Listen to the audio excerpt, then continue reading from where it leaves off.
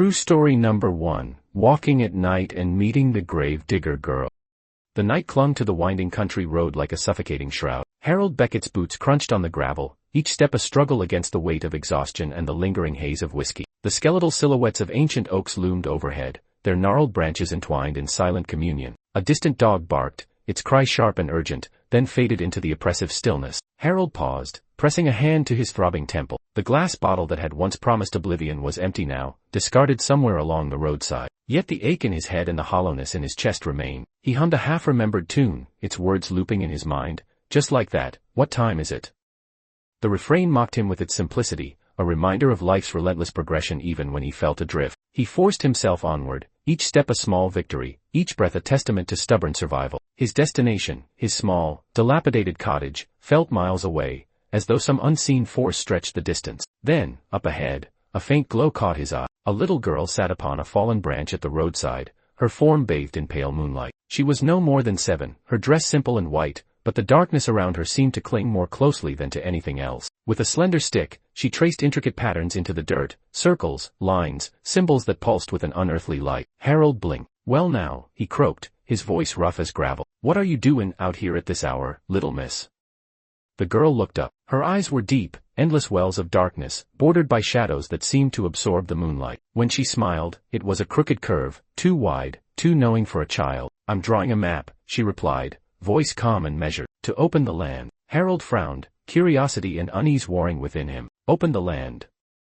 For what?" She tapped the stick on the ground. The sigils glowed brighter, as though fed by some hidden flame. "For my father." His heart tightened. A story his grandfather once told him surfaced in his mind, of a girl who vanished in these woods, her father's grief so profound it poisoned the earth itself. He shook his head, dismissing the memory. "My father's gone," the girl continued. "He won't play with me anymore." Harold swallowed hard. "You ought to get home." "It's late, and dangerous," she interrupted, her eyes narrowing. "Not for me." A chill crawled up Harold's spine. He turned away, the road beckoning, but the world seemed to shift, the trees closing in. He didn't look back. Chapter 1, The Snare. Harold's memory of what happened next was fragmented, a haze of pain and confusion. One moment, he was taking a step forward, the next, he was sprawled on the ground, cold earth pressing against his cheek. He tried to rise, but a sharp pain blossomed at his temple. Blood trickled down his face, warm and sticky. He spat out a curse. A thick branch lay across the road, a crude barrier he hadn't seen. But when he sat up and scanned the darkness, the branch was gone as though it had never existed. He staggered to his feet, pressing his hand to his wound. The moon had vanished behind clouds, plunging the road into near-total darkness. Only the whisper of wind through the trees accompanied his ragged breathing. "Little girl," he called, voice hoarse, "are you there?" Silence answered him. Harold stumbled forward, panic rising. Every rustle of leaves made his heart leap. Then, at the corner of his eye, movement, a flicker between two trunks. He spun, breath catching. The girl stood a few yards away, her form eerily still. The sigils she had drawn earlier glowed faintly beneath her feet, like the embers of a dying fire. "Go home," he rasped. She tilted her head. "They buried her." He froze. "Who?" "My mother," she whispered. "In the earth she loved." A cold dread settled in his gut. "That's..." She raised the stick. Its tip gleamed like obsidian. "Stay." Harold bolted, but the forest shifted. Branches snaked out, snagging his coat. He fell, vision blurring. Chapter 2, Echoes. In the dark he awoke to soft laughter, a chorus of childish giggles drifting on a chill wind. The road had vanished. In its place stood towering trees, their trunks twisted into grotesque shapes, as though the forest itself had come alive. The air pulsed with the sound of breathing, deep, rhythmic, unending. A pale light filtered through the canopy, revealing the girl at the center of a clearing. Saplings sprouted at her feet, their leaves trembling. "Welcome," she said, voice lilting, "to my forest." Harold's pulse thundered. "What is this place?" She traced a finger along a sapling's bark, the boundary between the living and the dead. "My mother sleeps beneath." He staggered back. "Let me go." She shook her head. "Not until you join us." From the shadows emerged figures, children's silhouettes, their forms pale and insubstantial. They surrounded Harold, their laughter echoing. He stumbled backward, heart racing. "No. I won't." A voice, hollow and distant, whispered, "Stay." Chapter 3, The Laughter. Under the trees. Harold's mind reeled. He backed away until his back pressed against a tree. The children's forms danced around him, silent except for their laughter. The girl stepped forward, her dark eyes glistening. "I'm lonely," she said, voice soft. Harold's throat tightened. "I'm sorry." She smiled, a curve of sorrow and longing. "You can't be sorry enough." The saplings at her feet grew rapidly, twisting into shapes that resembled bodies writhing in pain. Roots snaked outward, seeking. Harold tried to run, but the roots found him first. They coiled around his ankles, pulling him down. He fell to his knees, hands scraping at the dirt. "Please," he begged, "let me go." Tears filled the girl's eyes. "I only wanted someone to play with." She knelt beside him, the sapling on her wrist unfurled, its tendrils brushing his face like icy fingers. "Forgive me," she whispered. The roots tightened, dragging him under. Chapter 4. The roots of regret. Harold's screams echoed through the forest, but no one answered. The earth closed over him, pinning him in place. Each breath became a battle. His vision blurred as the sapling's tendrils wrapped around his chest. He saw her face, small, sorrowful, filled with tears. "I was abandoned," she said. "They left me alone." His strength waned. "I didn't mean to." She laid a hand on his brow. "Rest now." His eyes closed. Chapter 5. The burial ground. When Harold opened his eyes again, he was in darkness, cold and damp. He lay in a shallow pit, earth pressing against his limbs. Roots overhead dripped moisture onto his face. He tried to move, but pain shot through his body. The weight of the soil pinned him. Above him, the girl stood, holding a small spade. Her expression was gentle, sorrowful. "This is where I buried her," she said softly, "and now you will keep her company." Harold's heart pounded. "No, please." She knelt and began to shovel dirt onto him. Each handful was a nail in his coffin. He closed his eyes, the world going dark. Chapter 6. The awakening. Days later, a traveling woodsman found the sapling by the old oak art. Its leaves shimmered silver under the moonlight. He bent to touch its bark, and a soft whisper drifted on the wind. Just like that. "What time is it?"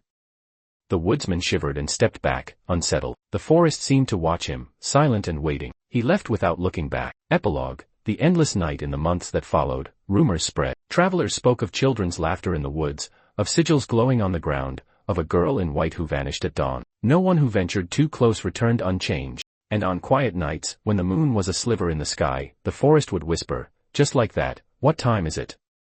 The answer remained hidden in the roots, waiting for the next soul to wander off the road and into the endless night. True story number 2, The Hollow Beneath.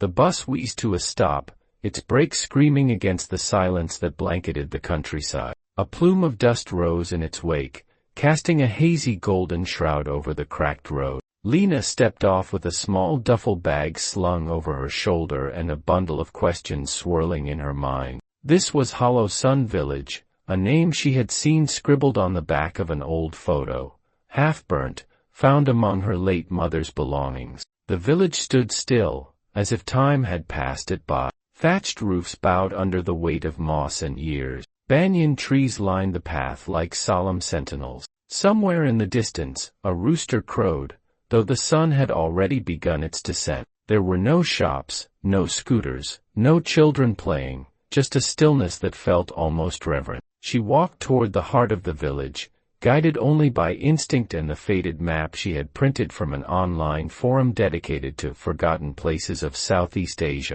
It wasn't on any official listing. That alone had made it irresistible. Lena's phone had lost signal miles ago. She was already feeling the edges of modern life peeling away. As she approached the first cluster of wooden homes, a woman in her 60s stepped onto a porch, her eyes scanning Lena up and down. She wore a brown traditional blouse and her feet were bare. Her gaze wasn't hostile, but it wasn't welcoming either, more like someone reading an omen in the clouds. "Who are you looking for, child?" the woman asked. "I'm looking into my mother's hometown. She used to live here. Her name was Lily." "Lily Tran," Lena replied, trying to sound more confident than she felt. The woman's eyes flickered at the name. A breath caught. Then she nodded slowly. "Lily, daughter of Madame Han." No one spoken that name in years. Her voice had dropped, as if the name itself disturbed the quiet. Lena felt her skin prickle. "She passed away a few months ago.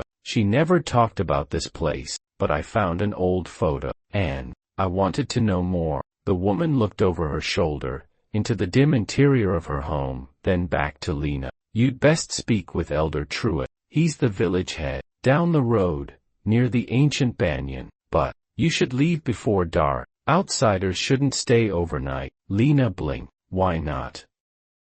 "There are things here, best left undisturbed, especially during moon season." Then without another word, the woman turned and disappeared into her home, closing the wooden door with a final sounding thud. Lena stared at the closed door for a few seconds, then turned and walked further into the village. She didn't know what she was looking for, but something in her bones told her the answers weren't in words. They were buried deep, in the soil, in the silence, in the ritual of things left unsaid. And tonight, the moon would rise full over Hollow Sun for the first time in 3 decades. The path to Elder Truitt's house was winding, bordered by waist-high grasses and stone markers carved with old, spiraling symbols. Lena's footsteps crunched softly over fallen leaves. The village felt older with each step she took, as though she were walking backward through time. Elder Truitt's home stood at the foot of the ancient banyan tree, its roots coiling like the fingers of something half-buried and dreaming.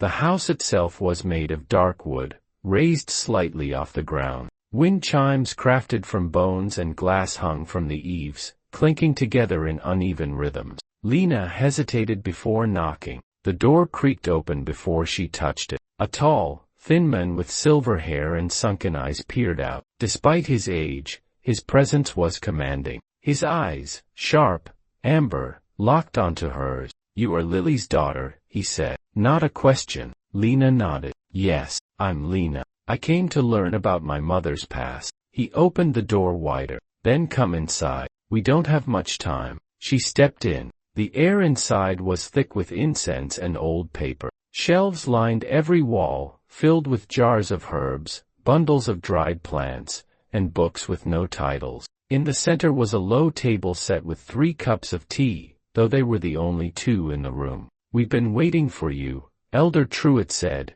gesturing for her to sit. Lena's heart thudded. "Who's we?" "The village, the soil, the spirits, the ones who remember." She sat slowly. "Why would they be waiting for me?" He poured the tea, his hands steady. "Because you carry her blood, because the moon right is near." The room felt suddenly colder. "Moon right?"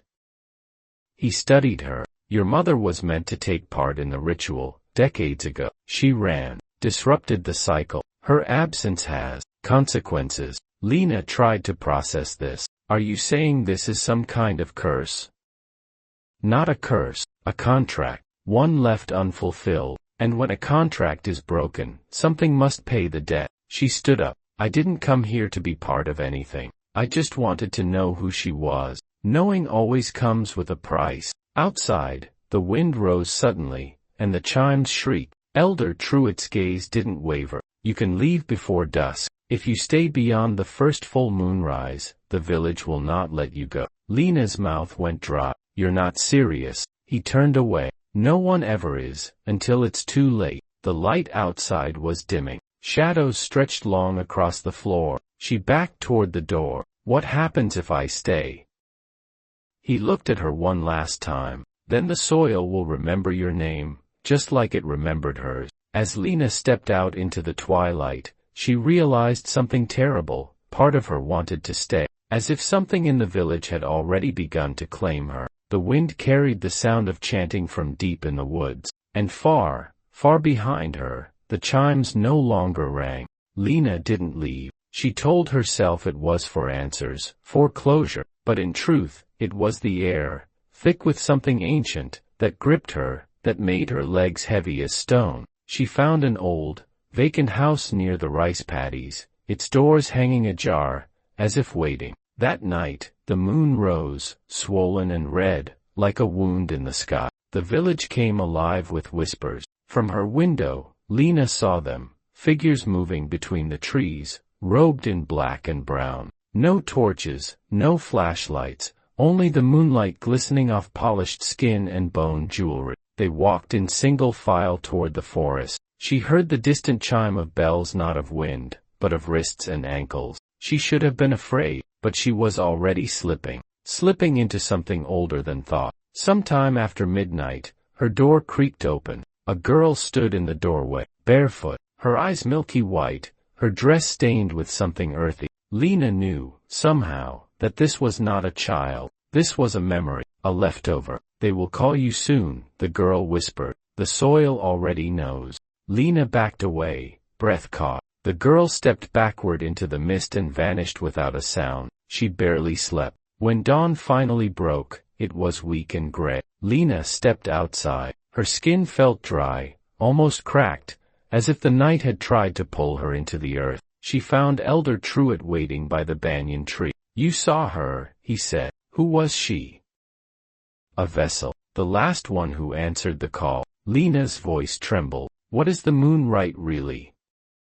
He looked past her, to the mountains. Every 30 years, the veil thins. The soil opens. The dead do not rest here, they remember. They hunger. The right feeds them, binds them. Without it, they spill over. And my mother. She was chosen. She ran. You carry her mark. What happens to the chosen? His silence was her answer. The wind shifted. Lena turned. The villagers were gathering. And deep in the trees, something had started to chant her name. The chanting grew louder as the villagers approached the banyan tree, their faces covered with ceremonial masks carved from wood and bone. Some bore symbols Lena had seen etched into the stone markers along the path. Others had their eyes painted shut, or open in wide, eternal screams. Elder Truitt turned to her. You must walk with them. Lena's body felt separate from her mind, like she had been unspooled from herself. Where are they taking me? To the hollow. They placed a cloak of dark fabric over her shoulders. It smelled of ash and earth. The procession began. Drums thudded from somewhere unseen. Not a rhythm, a heartbeat. They moved past the paddies, into the woods. Trees grew denser, taller. The moon bled light through the canopy. At the forest center was a clearing, circular and sunken like a crater. At its core stood a stone altar, blackened by time. Vines clung to its sides like veins. Kneel, Elder Truitt said. She obeyed. A woman stepped forward, younger than most, face hidden beneath a veil of hair. She carried a clay bowl filled with thick, dark liquid. Elder Truitt dipped his fingers into the bowl and painted Lena's forehead, lips, and chest. You carry the debt. You carry the line. The hollow calls your name. Will you answer? A part of her screamed no, but her voice, barely her own, whispered, yes. The ground shook. From beneath the altar, something groaned, a sound of stone and bone grinding in hunger. The villagers chanted louder. The bowl was passed, each member dipping fingers into it, marking their own faces, a unity of blood. The earth cracked at Lena's knees. A shape emerged, pale, long-limbed. It had no eyes, only folds of skin where its face should be. It crawled forward with unnatural grace and pressed its head against her chest. Lena gasped. Visions flooded her. Her mother running through this same forest, screaming, the villagers chasing, a different altar, burning. The creature hissed, then turned to Elder Truitt. She is not enough. Gasps rippled through the crowd. Then who? Lena asked, her voice hoarse. Elder Truitt looked at her, and for the first time, his eyes were unsure. The creature reached again, placing a finger to Lena's heart. She carries two. The crowd fell silent. Lena's stomach turned to ice. She whispered, what do you mean, two? The hollow had chosen, and its hunger had only just begun. Lena's mind spun. Two. The word echoed inside her skull, loud and sharp like shattered glass. Around her, the villagers began to murmur, their chants disassembling into jagged phrases of confusion and fear. Elder Truitt stepped back, face pale beneath the flickering torchlight. No, that's not possible. The creature, mouthless, eyeless, ancient, pressed its elongated hand against Lena's abdomen, not violently, almost reverently. She felt it then, a flutter, a heartbeat, but not hers. Her breath hitched. I'm not pregnant. The thing tilted its head, as if amused. It spoke without a mouth, its voice filling the air like smoke. One soul split, one vessel, two echoes. The right must have balance. Lena doubled over. A pulse of pain ran through her chest, then her spine, as if her bones were being realigned. She clutched at the dirt, now warm and pulsing beneath her fingers. The villagers moved away from her, their reverence faltering. Elder Truitt stepped forward, voice trembling. There has never been a vessel that carries two. The entity reared up, towering above them now. Its arms unfolded like wings of flesh, revealing scars, symbols, runes burned deep into its skin. One to offer, one to remain. This is the balance. Lena looked up, tears streaking her face. If I give one, what happens to the other? The villagers began to chant again, slower now, hesitant. This was beyond their tradition. Even Elder Truitt's face betrayed uncertainty. And if I refuse? Lena asked. The creature's voice turned cold. Then both are devoured. A scream tore from her throat. Not fear, rage, grief, memory. Visions returned. Her mother crying in the woods, her grandmother kneeling before this same altar, blood on her hands, the same voice whispering through generations. The rite was not salvation. It was containment. A cycle fed by fear and tradition. Lena stood. No. The crowd froze. The chanting stopped. I will not offer. I will not become the soil. This ends now. The entity shrieked, a sound that splintered trees, rippled through bone. The villagers cried out, falling to their knees, hands clutching their ears. But Lena remained standing. A light had begun to pulse from her chest. Faint, at first, then growing, golden, warm, like dawn breaking through the dark. She heard her mother's voice, soft and strong. You were always more than just a vessel. The creature recoiled, arms folding back in, form collapsing into shadow. It hissed one final time. You break the rite, then you carry its burden, forever. The altar cracked down the center. The clearing trembled, and Lena collapsed. Lena awoke in the empty house by the rice paddies, her head resting on a folded shawl. Sunlight filtered in through the broken shutters. Birds sang outside, the first natural sound she had heard in days. She sat up slowly. Her body ached, but she was alive. The village was silent. No chanting, no drums, no spirits lurking between trees. She stepped outside. The banyan tree still stood, but the altar in the woods had crumbled into dust. The symbols on the stone markers had faded. The masks lay abandoned along the trail. Elder Truitt was gone. All of them were gone. Hollow Sun Village stood empty, a husk, as if the people had never existed, or had never been people at all. Lena walked through the village, her steps echoing. She felt it, the burden. Something deep inside her, curled like a root. The second heartbeat remained. She left the village before dusk. No bus waited for her. She walked, mile after mile, until the forest thinned and signal bars returned to her phone. But she didn't call anyone. Some nights, she dreams of soil, of eyes watching from beneath leaves, of a voice that whispers not her name, but the name of the one still growing inside her. She keeps moving, town to town, never staying long, because once you've answered the hollow, it never stops calling. The town Lena wandered into next was called Belgrave, just another dot on the map, nestled between pine-covered hills and a half-dried river. The locals barely looked at her. They were used to drifters, used to people who stayed a night or two and left with more shadows than they came with. She found a job washing dishes at a roadside inn. Quiet work, hands busy, mind blank. But at night, the walls whispered, not voices, not words, just echoes. Something inside her shifted with each sunset. The second heartbeat, stronger now, seemed to grow restless as twilight fell. She would lie in bed, staring at the ceiling, feeling something moving beneath her ribs, not kicking, not alive, just present. And the dreams came. A dirt path, winding through a forest darker than night, masks nailed to trees, an altar made of bone. Always the same voice. You were supposed to choose. Then, one morning, the innkeeper found Lena standing outside barefoot, hands covered in soil, eyes wide with sleep. She didn't remember how she got there. They let her go that afternoon. She left Belgrave without saying goodbye. The next town had no name Lena could find, just a cluster of cabins near a logging trail. She paid in cash and kept to herself, but the hollow was catching up. At first, it was the birds, flocks flying in perfect circles above her cabin at dusk, never landing. Then the trees, branches twisting toward her window no matter where she stayed. And then, the people.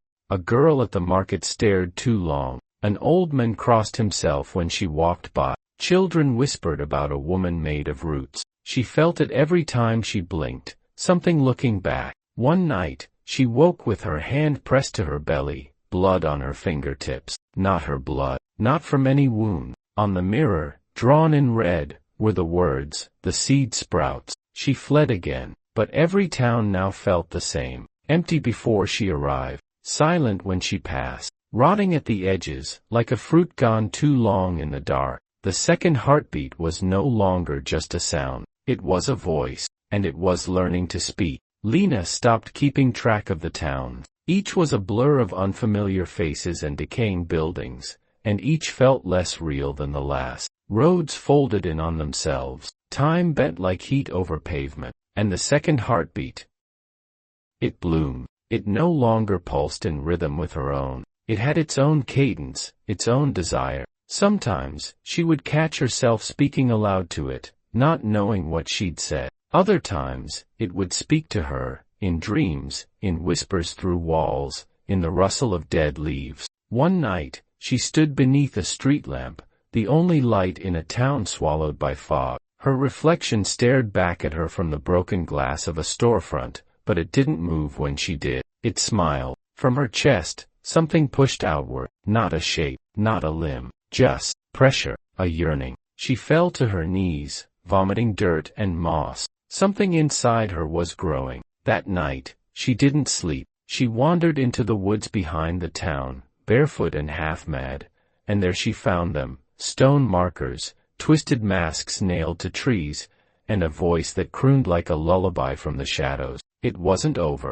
It had never ended. She had broken the right, but the hollow hadn't died. It had simply taken root in her, and now, it was beginning to flower. Lena found the town before the town found her. It wasn't on any map. No signs led to it. Just a crooked road that curved too many times and ended too suddenly. The buildings were made of dark wood and stone, older than memory, and the people there looked at her not with suspicion, but with recognition. They knew what she was. They called her the blooming one. They fed her, bathed her, offered her a bed beneath a ceiling etched with runes she'd seen in her dreams. And at night, they gathered beneath the oldest tree in the center of the town, a massive thing, leafless and black, with roots that broke the earth like bones. They sang to it, and it answered. Lena stood among them, not as a stranger, but as a vessel. The whispers from her chest had names now, shapes, will. She learned their stories. They were survivors, remnants of other villages that had made their own pacts with the hollow. Sacrifices, like her,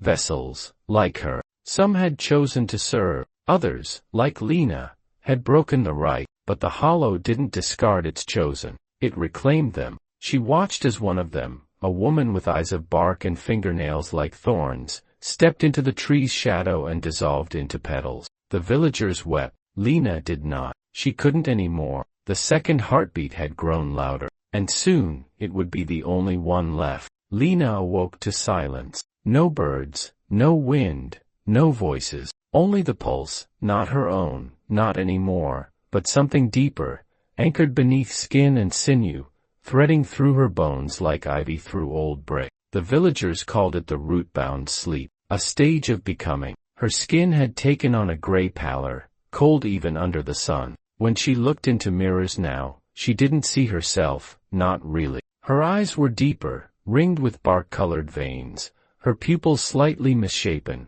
like slits cut by something with too many hands. In the center of the village, the black tree bloomed. Lena awoke to silence. No birds, no wind, no voices. Only the pulse, not her own, not anymore, but something deeper, anchored beneath skin and sinew, threading through her bones like ivy through old brick. The villagers called it the root-bound sleep, a stage of becoming. Her skin had taken on a gray pallor, cold even under the sun. When she looked into mirrors now, she didn't see herself, not really. Her eyes were deeper, ringed with bark-colored veins, her pupils slightly misshapen, like slits cut by something with too many hands. In the center of the village, the black tree bloomed, not with leaves or flowers, but with teeth, dozens of them, tiny, perfect, human teeth embedded along the branches like unnatural fruit. They told her it was a gift, that when she was ready, she too would bloom, that her tears would turn red, and the soil beneath her feet would remember her name for eternity. Some part of her screamed inside, buried beneath layers of foreign will, but it was faint now, drowned by the pulse that wasn't hers. And still, each night, the villagers gathered. They bled into bowls, sang their hymns, and fed the soil. The roots drank greedily. Lena could no longer tell if the thing inside her was feeding too, or growing hungry. Rain came at last, thin and sour, stinging the skin like nettles. It carved streaks through the villagers' faces, revealing pale flesh beneath ash and paint. They welcomed it as a blessing. Lena, however, felt the rain as knives. It burned. She fled to the old well at the edge of the village, driven by a memory she couldn't quite place. The stones around it were carved with the same runes as her ceiling. She peered inside, expecting water, or maybe nothing at all. But it stared back, eyes, dozens, maybe hundreds, floating just beneath the surface, unblinking, watching her, remembering. She stepped back, trembling. A voice, hers, but not, whispered, "Do you remember what we gave up?" She did. She remembered the faces of the villagers in the first village, how they had tied her wrists with vines, how they had whispered that she was the only one strong enough to carry the hollow, how they had smiled when she screamed. She remembered the right, the knife, the fire, the roots in her mouth. She remembered dying, and being reborn. Back in the village square, the black tree cracked, a split from trunk to crown, like the yawning of a jaw too long silent. The villagers dropped to their knees. Some wept, some laughed. Lena stood. The eyes in the well were inside her now, and the hollow was waking. When the sun rose, it was the color of rust. Lena stood beneath it, surrounded by the chanting villagers, their voices layered like vines, twisting, binding, suffocating. The second heartbeat had consumed the first. She no longer walked, she glided. She no longer spoke, the hollow did. Through her mouth, every word was a promise, every breath, a curse. The final rite began at dusk. They crowned her with bark, laid her down upon the roots of the black tree. Blood from the villagers was poured into the soil around her. Old names were whispered into her ears, and she remembered them all, not just her own life, but lives before, the bloom, the carriers, the hollow. She was not Lena anymore. She was the vessel made perfect. The villagers circled her, singing until their voices became screams. The tree shuddered, the sky bled, and in that moment, beneath earth and ash, something ancient, something vast, opened its eyes. It had waited long enough, and now, through Lena, it would bloom again, forever.